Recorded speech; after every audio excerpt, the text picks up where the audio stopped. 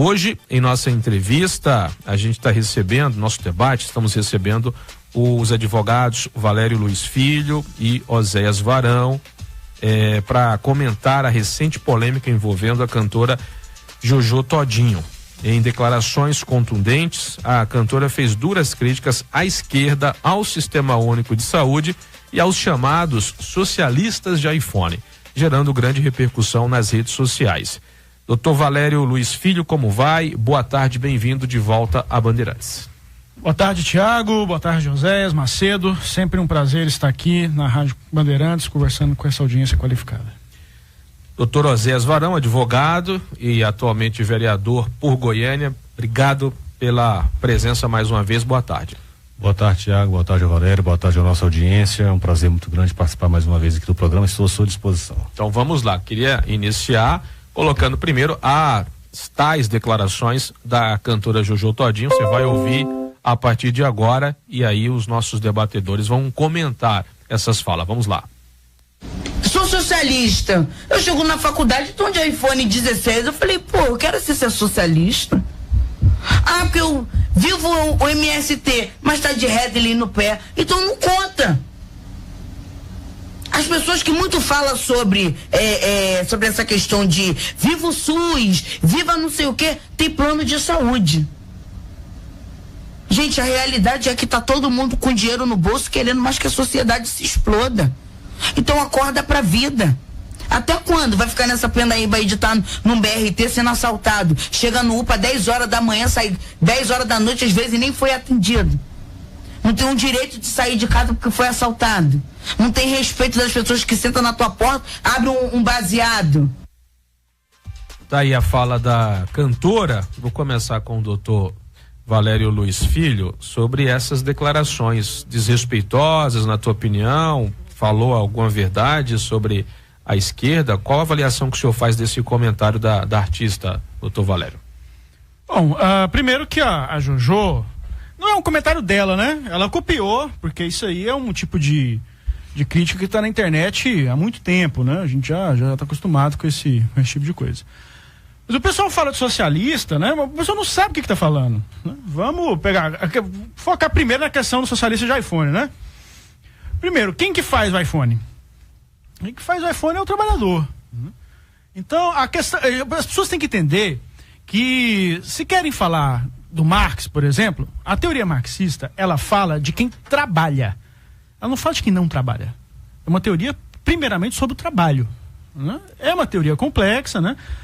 Primeiro, o pessoal pensa em Cuba, pensa na Rússia, né? Mas o marxismo não surgiu nesses lugares, né? Ele surgiu no coração da Europa, né? É uma teoria filosófica que surgiu na Alemanha, né? A partir de influências do socialismo utópico francês, uma crítica à economia política da Inglaterra e a filosofia do Hegel. Esses três elementos fizeram aí o que a gente chama, né, de marxismo.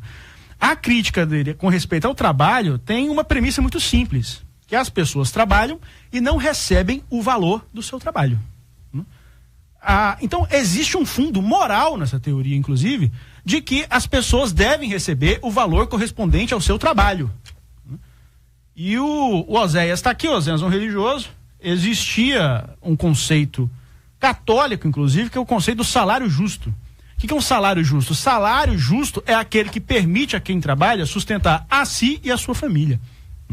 Uma coisa que está desaparecendo do mercado de trabalho hoje, por quê? Justamente porque a exploração capitalista está ficando cada vez mais severa, né? Então a pessoa produz lá, são 10 iPhones no dia e não tem dinheiro para comprar um.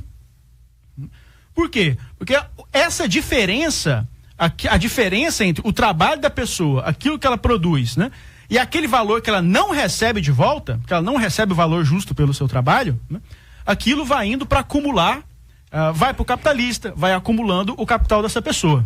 E quem trabalha aqui, isso não é difícil de você perceber. Quem trabalha de Uber, por exemplo, né, quem trabalha de Uber, eu não sei exatamente quanto da taxa que vai, né, para Uber, mas vamos supor que esteja em 50%. A pessoa trabalha, né, e 50% do valor do trabalho dela vai diretamente para a empresa, para um acionista lá nos Estados Unidos. Por Porque ele detém o quê? Eles detêm o que nessa teoria a gente chama de meio de produção, né? Porque o aplicativo eles que desenvolveram, a tecnologia eles que desenvolveram, né? Então, a partir daí, eles exploram o trabalho dessas pessoas que não recebem um valor justo por ele, e boa parte vai para o acionista lá nos Estados Unidos. Uma saída socialista para isso seria o quê? Seria, se a gente for especular, montar uma cooperativa, por exemplo, de motoristas, criar o próprio aplicativo, trabalhar e ficar com tudo. Não, a gente tem que parar com isso. Não é um voto de pobreza, não é uma coisa assim, uma ideia de que a gente tem que voltar para o passado, uma coisa contra a tecnologia, uma coisa contra o progresso. Pelo contrário, o Marx, ele só desenvolveu a sua teoria a partir do capitalismo, porque ele identificou o capitalismo como um sistema produtivo, como um sistema tão produtivo que a partir dele é possível você criar mecanismos sociais para uma melhor distribuição dessa riqueza. Então não é um voto de pobreza. A Jojo Todinho nem sabe o que ela está falando. E muito provavelmente nunca pisou numa universidade, porque é muito longe da realidade essa ideia de que na universidade é todo mundo marxista, todo mundo socialista. Entendeu? Você vai na faculdade de filosofia daqui, existem projetos de pesquisa sobre todos os grandes pensadores. Sobre Tocqueville, sobre Locke, sobre Nietzsche, sobre Hannah Arendt, sobre todo mundo, né? Então é uma desinformação e uma ignorância que vai sendo viralizada, né, na internet, e ganhou repercussão porque a Jojo Todinho tem muito seguidor, mas na verdade isso não é um pensamento dela. Ela ouviu isso em algum lugar e repetiu, perpetuando essa desinformação. Eu não tenho certeza, mas eu acho que ela é colega de vocês, viu? Eu acho que ela é formada em Direito, mas eu vou dar uma pesquisada aqui primeiro para depois confirmar. Vai lá, doutor Oséias. Tiago, vamos lá. O Valério, ele abordou aqui uma infinidade de dimensões desse assunto que eu até fiquei meio tonto aqui, sabe? Mas eu vou tentar trazer a discussão para alguns eixos aqui que eu acho fundamentais para a gente entender a natureza desse problema. Qual que é a essência mesmo das propostas socialistas, da ideia socialista, né? Tem alguns pontos que eu acho que a gente precisa destacar. O primeiro deles é o seguinte: Karl Marx, ele trabalha com a ideia, ele pressupõe tudo que ele analisa sobre a sociedade, aliás, ele analisa a sociedade a partir de um pressuposto fundamental, que a história da sociedade é uma história da luta de classes. E se você for olhar até aqui, ele não está errado. De fato, toda a sociedade é dividida em classes, e essas classes de alguma forma interferem de maneira determinante na organização dessa sociedade, certo? Qual que é o erro básico de Karl Marx aqui neste ponto? É que ele estabelece uma divisão de classes profundamente equivocada para explicar os desafios que a gente tem como sociedade. Por exemplo, ele estabelece o seguinte: olha, ele usa uma lógica basicamente econômica. Eu tenho os ricos e os pobres, eu tenho a burguesia, eu tenho o proletariado, eu tenho o senhor feudal e eu tenho o servo. Então essa divisão é feita a partir de um pressuposto estritamente econômico. E a partir daqui ele vai propor transformações sociais, a chamada revolução socialista, a revolução dos trabalhadores, do proletariado, para tentar melhorar as condições que a gente vive em sociedade. Só que um problema básico aqui nesse ponto é o seguinte: o fato de alguém pertencer a uma classe econômica não pressupõe imediatamente que essa pessoa contribui de maneira negativa para a estruturação e funcionamento da sociedade. O cristão, por exemplo, ele divide a sociedade em classes. Se você for olhar a visão de mundo cristã, ela também divide as pessoas em classes: pecadores e não pecadores, ou santos, ou pessoas que estão buscando a santidade, percebe? Então a sociedade na visão cristã é definida entre pecadores e pessoas que estão buscando ser santos. E aqui você organiza muita coisa da visão de mundo cristã. Mas o Karl Marx usa um critério, que é esse o critério econômico. E aí eu digo o seguinte: você vai encontrar pessoas extremamente ricas da classe burguesa que têm valores, princípios e uma ação muito generosa, por exemplo, muito bondosa, né? Por outro lado, você vai encontrar também pessoas da classe trabalhadora que têm uma visão de tem valores muito ruins do ponto de vista da convivência social e também contribuem de maneira muito negativa para a organização social. Ou seja, o que eu quero dizer com isso é que o equívoco de Karl Marx está no fato de que ele quer explicar a sociedade apenas a partir da condição econômica das pessoas. Eu acho que isso já é um equívoco. Eu acho que nós teríamos outros critérios. Então, por exemplo, a classe dos honestos e dos desonestos, a classe dos preguiçosos e dos trabalhadores. Ou seja, esse tipo de divisão, ela tem muito mais utilidade, na minha visão, do que propriamente, e mais efetividade do que propriamente a divisão, acho até injusta a divisão que Karl Marx faz quando ele trabalha com os ricos como são os maldosos e os pobres e os trabalhadores como os bondosos e as vítimas, né? Esse é um ponto que eu acho interessante a gente ressaltar nessa questão. Agora, em relação a essa questão do socialista de iPhone, eu acho que aqui cabe também um esclarecimento. Por que surgiu essa crítica às pessoas que se professam socialistas e usam iPhone? É porque, historicamente, as ideias socialistas, quando implementadas, elas produzem miséria, pobreza, autoritarismo, ditaduras. Existe uma razão estrutural nessa ideia para que isso sempre aconteça. Então, você não vai encontrar sociedades que tentaram, se aventuraram pelo socialismo, países que se aventuraram pelo socialismo, né? Criando uma dinâmica de desenvolvimento, de bem-estar tecnológico para as pessoas. Isso é fruto da estrutura capitalista. Então, quando você defende o socialismo, mas usa o iPhone, isso não condiz, não é coerente, segundo os críticos, eu sou um deles, isso não é coerente com a visão de mundo socialista e a sua prática. É nesse ponto que está a crítica, né?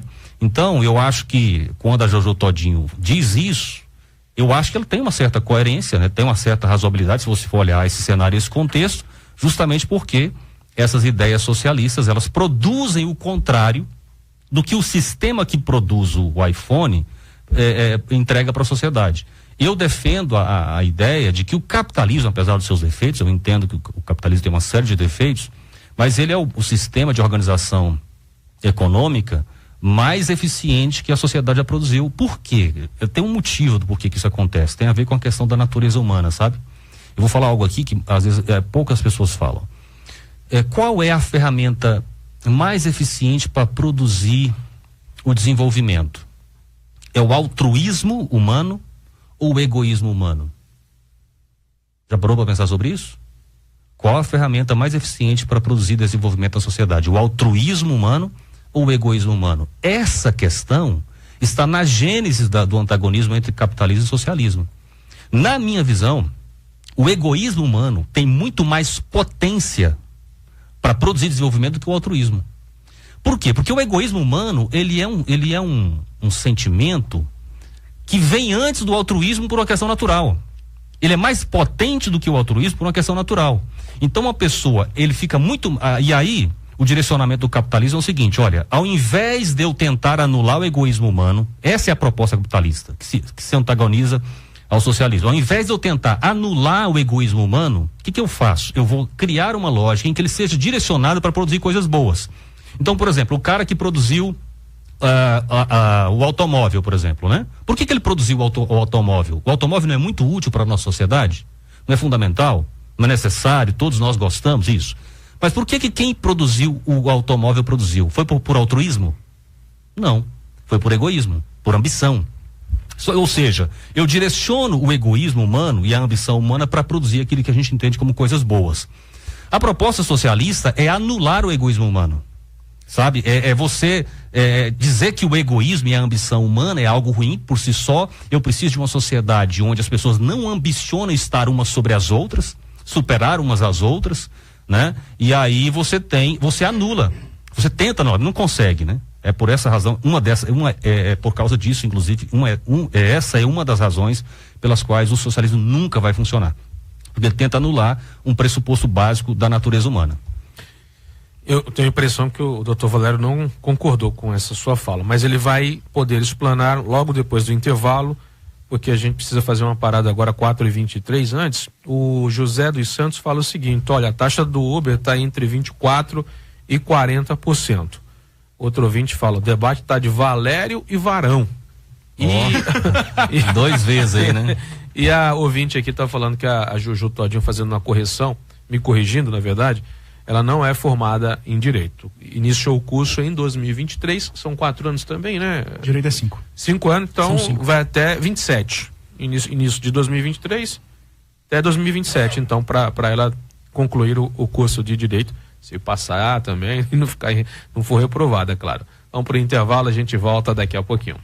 De volta com o nosso Bandeirantes Acontece, debatendo hoje a fala da Jojo Todinho. É isso mesmo.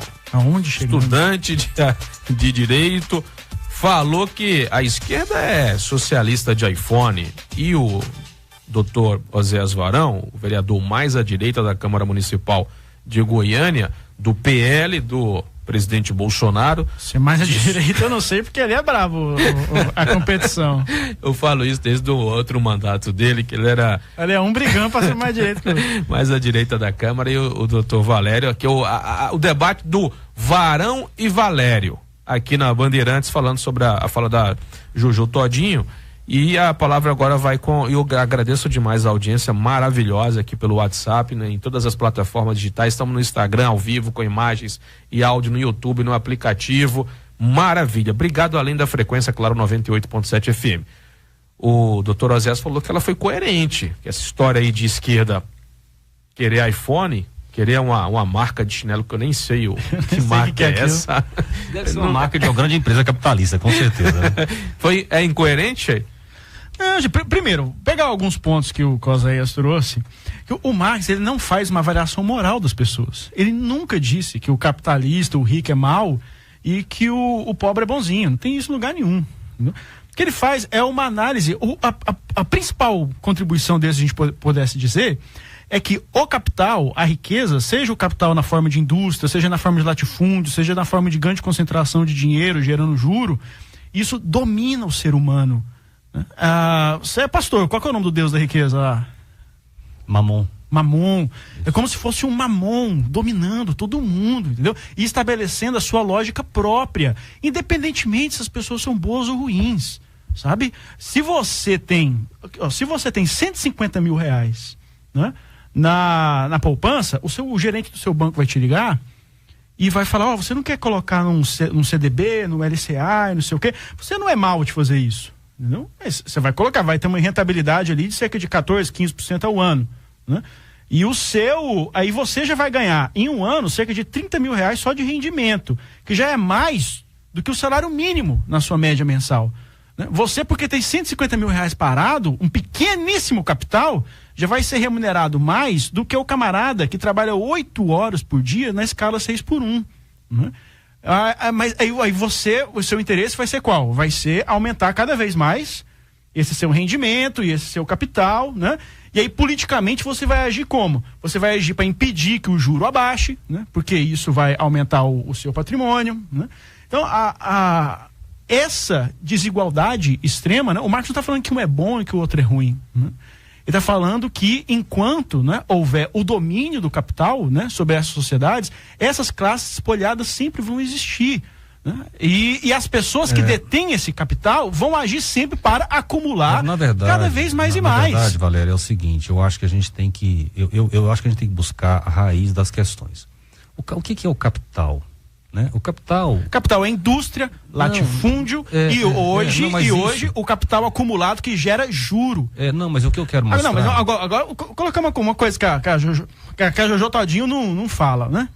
Não é questão de ser bonzinho ou malzinho. A questão é, por exemplo, tirar a Dilma e colocar o Temer lá. Que foi uma coisa que ele fez? Ele estabeleceu a independência do Banco Central, que pode deixar o juro a 15% lá. Isso beneficia quem? Beneficia quem tem capital. Quem tem capital que é remunerado por esse capital. Agora, 99% das pessoas que não tem nada, Oséias, 99% das pessoas não tem nada. Nada. E se elas vão querer pegar um capital para ter o mínimo, que é um carrinho para andar, uma casa, elas são extorquidas pelas taxas de juros e pelo banco. Se financia 200 mil, vai pagar no fim 700 mil reais. Aí quando o Lula critica a taxa de juros lá no Banco Central, no outro dia, todos os jornais estão falando que ele está gerando crise com o presidente do Banco Central. Gerando crise não. Quando ele critica a taxa de juros, ele está defendendo a classe trabalhadora. Quando estabelece a isenção do imposto de renda para até 5 mil, que vai beneficiar quem ganha menos, Aí todos os jornais chegam e falam que ele está sendo irresponsável fiscalmente. Quando quer taxar as grandes fortunas, né, para financiar mais programas sociais, para diminuir a desigualdade, chega o Caiado, por exemplo, e todos os jornais e fala que isso é uma medida populista, que vai afastar os investimentos, né?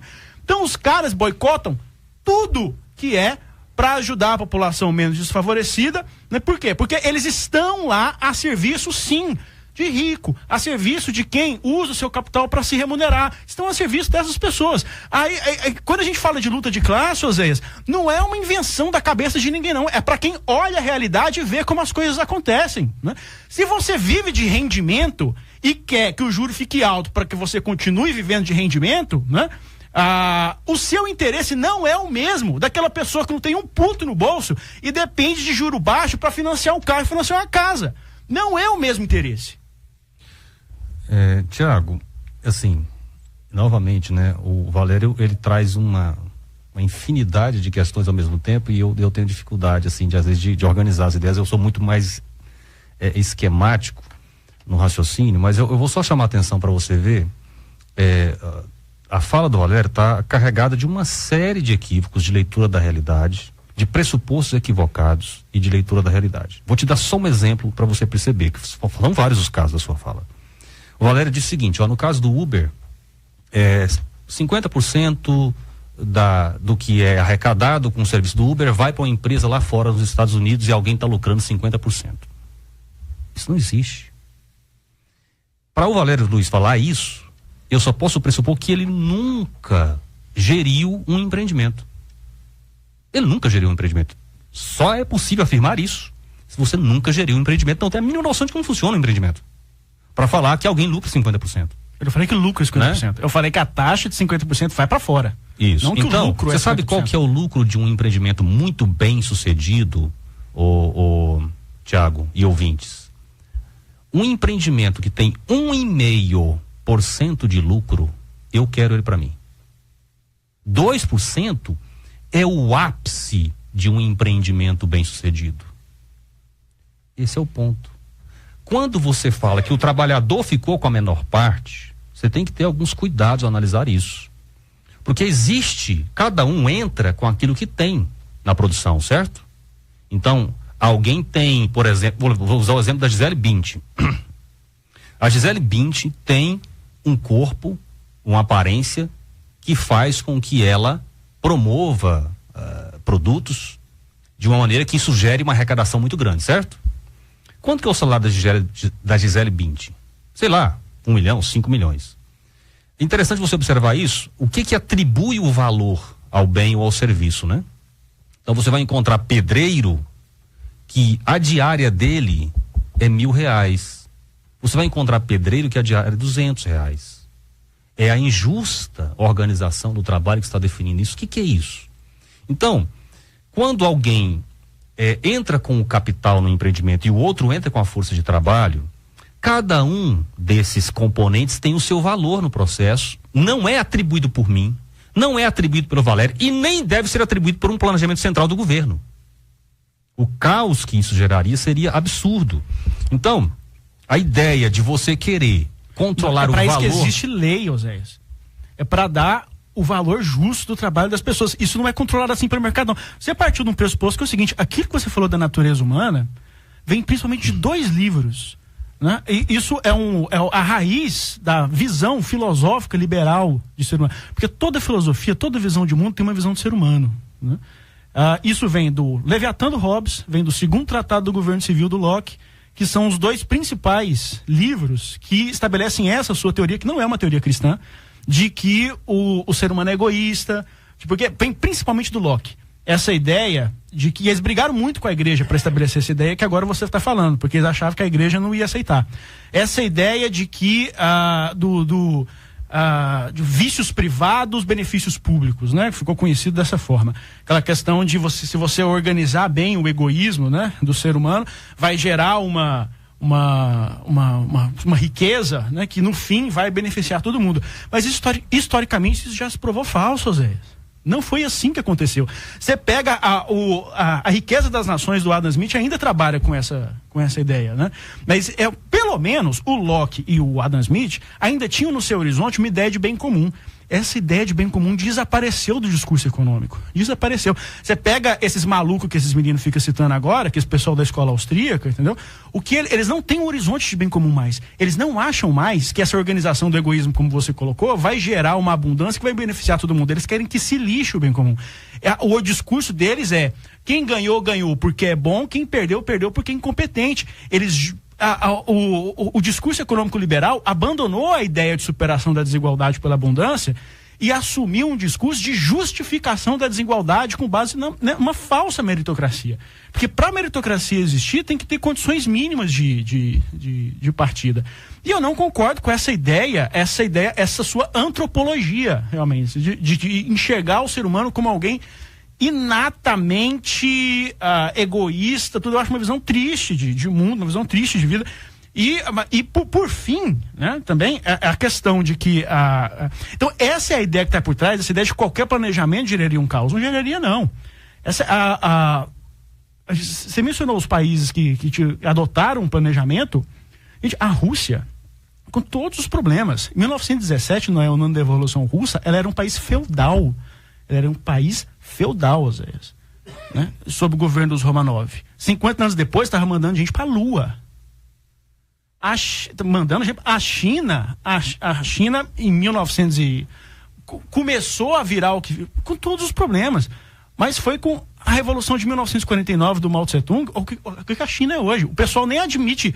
Pode falar que mas é porque é capitalismo. Depois eu entro no single. Gente, capitalismo e mercado são coisas diferentes. Mercado sempre existiu. Sempre existiu. Capitalismo é outra coisa. Capitalismo é o domínio do capital sobre as pessoas. É quando o mercado funciona para enriquecer o capital cada vez mais e não para suprir as necessidades humanas. Agora, mas não é verdade essa questão que sempre que um planejamento central entra, as coisas terminam em caos. A experiência histórica não é essa. E a experiência histórica também não mostra que o mercado deixado a si mesmo, nesse egoísmo organizado que você propaga, isso vai gerar em benefício para todo mundo, porque não gera. Vamos lá, porque vai encerrar mesmo para não ser injusto com permita o Oséias. Só concluir destacando um detalhe, que é o seguinte: quando o Valério fala que a China é um modelo de desenvolvimento a partir de pressupostos socialistas, e aí ele tenta, olha só o que ele tenta fazer, ele tenta atribuir ao modelo socialista o recente impulso de desenvolvimento que a China enfrentou nos últimos 30 anos. Meu Deus do céu. A China ficou, quase 50 anos insistindo num modelo que desprezava a lógica de mercado. E isso resultou num achatamento generalizado da renda do trabalhador chinês. Por que você acha que as empresas do capitalismo mundial foram para a China? Porque onde elas estavam, onde o capitalismo funcionava, havia uma lógica de maior remuneração do trabalhador. Na China, onde imperava o socialismo, havia uma lógica de menor remuneração do trabalhador, certo? Então eles, para reduzir o custo, foram para a China implantar suas empresas lá. Mas a pergunta é: por qual razão, em comparação com os países capitalistas, o trabalhador recebia um valor bem menor na China? Por quê? É porque esse sistema é maravilhoso para o trabalhador? Só isso por si só. E aí tá. Aí a China, na década de 90, fim da década de 80, década de 90, resolve entrar numa certa lógica de engrenagem do mercado de produção capitalista, certo? Traz as indústrias capitalistas do mundo para lá e tal. Ela começa a fazer isso. Aí a China começa a crescer. Aí a renda do trabalhador chinês começa a melhorar.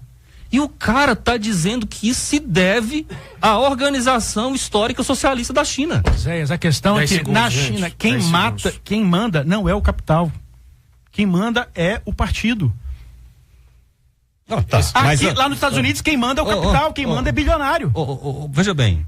Eles falam assim: nós vamos meter 50 pessoas nas melhores escolas do mundo e coloca aqui, a gente deixa ao acaso. E se um consegue, sai no jornal. A gente vai continuar com esse debate. Espero que vocês possam vir semana que vem, depois do feriado, pra gente continuar, porque realmente necessita de tempo. Isso aqui, na verdade, nós temos que fazer um podcast. Vale muito a pena. E aí temos que fazer um recorte. Porque se for Falar de tudo quanto é Não dá. assunto, não dá. Intervalo, quero agradecer muito ao doutor Valério, doutor Osés. Preciso fazer um intervalo rápido para correr para o repórter Bandeirantes, 4h42 agora.